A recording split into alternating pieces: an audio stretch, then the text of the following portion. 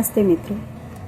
સાહિત્ય જગત કલમ ઓળખ તમારી સ્પર્ધા નંબર 28 અંતર્ગત સ્પર્ધાનો વિષય છે ભીના રણ અને ઝાંઝવાના જળ. એમાં મારો પસંદગીનો શબ્દ છે ભીના રણ.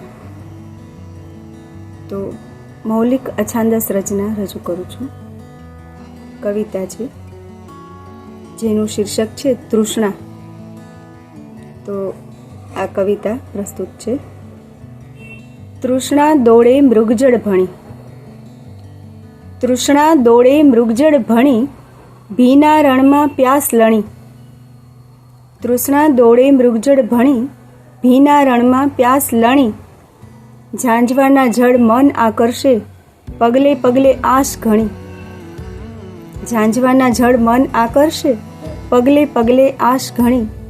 તૃષ્ણા દોડે મૃગજળ ભણી. સુવર્ણ મૃગલે સીતાને છળી, સુવર્ણ મૃગલે સીતાને છળી, રાવણ એને લઈ ગયો હરી.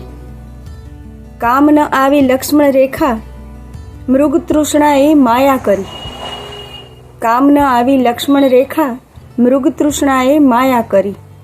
તૃષ્ણા દોડે મૃગજળ ભણી. ઈચ્છાઓનો મોટો ફણી, લઈ જાય પાતાળ ભણી. ઈચ્છાઓનો મોટો ફણી, લઈ જાય પાતાળ ભણી. સોનલ મૃગની પાછળ દોડે, સત્ય ભૂલીને જાનકી ધણી. સોનલ મૃગની પાછળ દોડે, સત્ય ભૂલીને જાનકી ધણી. તૃષ્ણા દોડે મૃગજળ ભણી.